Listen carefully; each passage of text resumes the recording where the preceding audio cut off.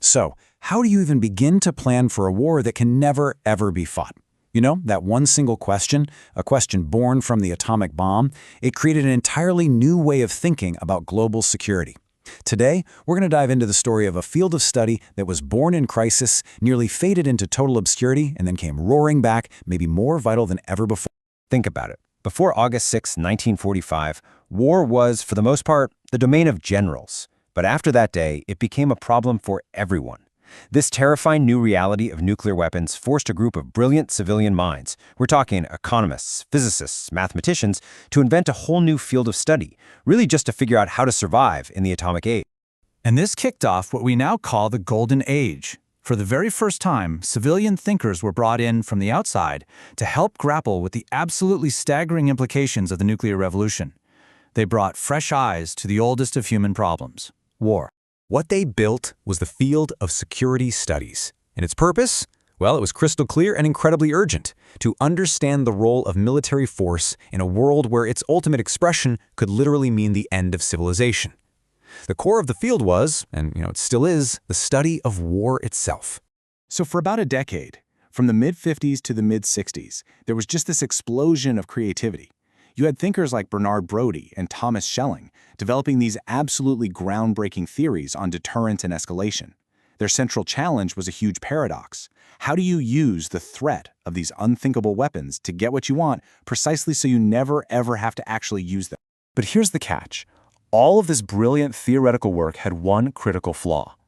It was all built on abstract logic and game theory. As one scholar, Stephen Walt, put it, they offered little empirical support for their conclusions. They were building these intricate logical models for a war that, thank goodness, had never actually been fought. That means their theories had no real-world data to stand. And that lack of real-world grounding, well, it turned out to be the field's Achilles heel. A discipline built entirely on pure theory just couldn't sustain itself. And by the late 1960s, security studies was on the brink of collapse. So why did it decline? Well, it really boils down to three key things. First, those big core questions about nuclear deterrence just seemed to hit a dead end. Second, that first generation of geniuses, they didn't really train a big wave of PhD students to replace them and carry the torch. And third, the Vietnam War. It made the very idea of studying military force deeply unpopular on college campuses, and it cast some serious doubt on those neat, rational theories from the Golden Age. But then, just when it looked like it was over, something pretty remarkable happened. Out of this crisis, a renaissance began in the mid-1970s. Security studies didn't just recover, it was completely reinvented. It became more rigorous, more empirical, and more connected to the social sciences than it had ever been before. So what was it? What caused this incredible comeback? What brought this critical field of study back from the brink and fueled its intellectual rebirth? It was basically a perfect storm of factors. Geopolitically, you had the end of the Vietnam War and the collapse of détente, which made the topic both less taboo and way more urgent. But, just as important, the academic world itself was changing. Scholars suddenly got access to these huge new archives of data, new journals were being created to publish their work, and major foundations started pouring money into research. And all of this new energy and support meant a new wave of scholars could do way more than just rehash old ideas.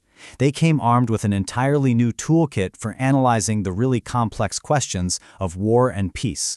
So instead of just abstract game theory, they started digging into history, using disciplined case studies to actually test theories against what happened in the real world. They challenged those old rational actor models of deterrence by bringing in ideas from psychology and organization theory. And they also broadened their focus beyond just nuclear weapons to study things like conventional warfare, military doctrine, and the grand strategies of nations.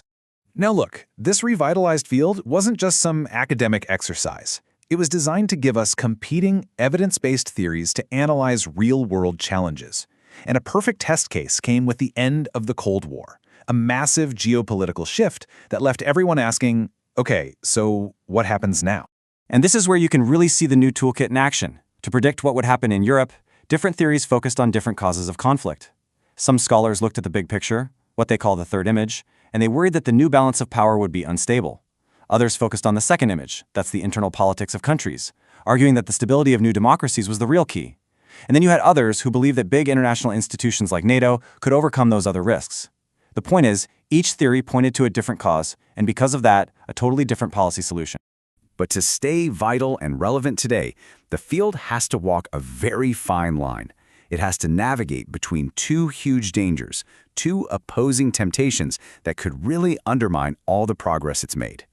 On one side, you've got the trap of political opportunism. That's becoming so focused on short-term government consulting that you start to sacrifice your scholarly integrity. But on the other side is the trap of academic irrelevance, chasing these purely theoretical or methodological debates that become totally disconnected from the real world. The challenge is to steer a course right down the middle. So this leaves us with a final thought. The world that created security studies, a world of great power rivalry and, existential threats, it's starting to look unnervingly familiar today. As the sources of conflict continue to shift and evolve, maybe the need for a disciplined, evidence-based way to think about war isn't just an academic exercise. Maybe it's more important than ever.